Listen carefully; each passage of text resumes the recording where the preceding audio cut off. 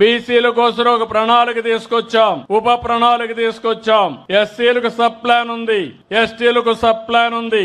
అదే మరిగా బీసీలకు కూడా ఒక సబ్ ప్లాన్ తీసుకొచ్చి దగ్గర ఈ సంవత్సరం 48,000 కోట్ల రూపాయలు బీసీల సంక్షేమానికి ఖర్చు పెడతామని చెప్పి కూడా నేను మీకు తెలియజేస్తున్నా. ఇంకో పక్క ఆదరణ 1 తీసుకొచ్చాం. ఇప్పుడు ఆదరణ 1, 2 కూడా పూర్తి చేశాం. ఇప్పుడు ఆదరణ 3 కింద ప్రతి సంవత్సరం 1,000 కోట్ల రూపాయలు ఖర్చు పెట్టి ముందుకెళ్తాం.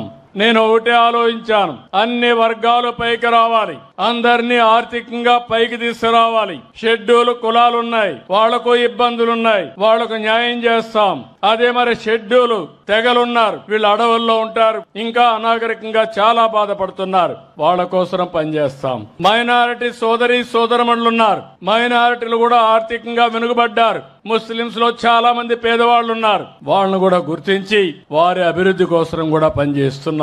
అదే సమయంలో వెనుకబడిన వర్గాలను చూస్తే ఈ రోజు మీరు కుల వృత్తులు పోయినాయి, చేతి వృత్తులు దెబ్బతింటున్నాయి. అందుకే నేను ఆలోచిస్తున్నా, మీ ఆదాయాన్ని పెంచడానికి ప్రత్యేకమైన కార్యక్రమాలకి శ్రీకారం చుట్టాం. స్వర్ణకారుల కోసం ప్రత్యేకమైన కార్పొరేషన్ ఏర్పాటు చేశాను. ఇంకో పక్క మీరు చూస్తే కల్లు గీత కార్మికులకి మద్యం షాపుల్లో 10% రిజర్వేషన్లు చేసి 50% వాళ్ళు ఫీజులు కట్టి తద్వారా వచ్చిన డబ్బులు వాళ్ళు ఖర్చు పెట్టుకునే విధంగా వాళ్ళకి ఎక్కువ ఆదాయం వచ్చే విధంగా ఏర్పాటు చేశాం.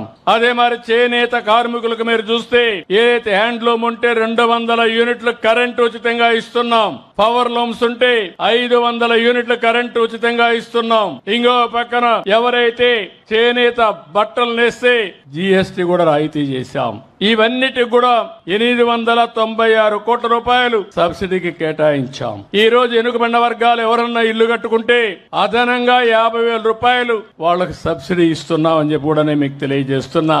ఎవరైనా మీరు ఎస్సీలున్నారు, ఒక్క పైసా ఖర్చు లేకుండా సూర్య ఘర్ మీద వాళ్లకు ఉచితంగా సోలార్ ప్యానెల్స్ పెట్టే ఏర్పాటు చేస్తున్నాం. అంటే మీరు ఒక్క పైసా పెట్టక్కర్లేదు, 200 యూనిట్లు ఉచితంగా కరెంటు ప్రస్తుతం ఇస్తున్నాం. భవిష్యత్తులో 200 కరెంట్లు ఉత్పత్తి చేసుకోవడానికి, మీ ఇంటిపైనే కరెంటు తయారు చేసుకోవడానికి 2 కిలోవాట్ ఉత్పత్తి చేసే సామర్థ్యంతో సోలార్ ప్యానెల్స్ పెడతాం. ఇది మీరు వాడుకొని మిగిలితే గ్రిడ్ కి ఇస్తే ₹2.09 మీకు డబ్బులు కూడా ఇప్పిస్తాం. ఒకవేళ పగటిపూట కరెంటు ఉత్పత్తి చేసి రాత్రిలో మళ్లీ కరెంటు కావాలంటే గ్రిడ్ కి ఇచ్చి మళ్ళా రాత్రి తీసుకునే అవకాశం ఉంటుంది.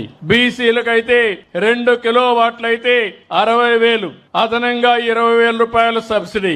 3 కిలోవాట్లయితే 98,000 రూపాయలు సబ్సిడీతో వాళ్ళని ఆదుకునే బాధ్యత ఈ ప్రభుత్వం తీసుకున్నాం. వాళ్ళు కూడా ముందుకొచ్చి ఇంటిపైనే కరెంటు ఉత్పత్తి చేసుకోవాల్సిందిగా కోరుతున్నా.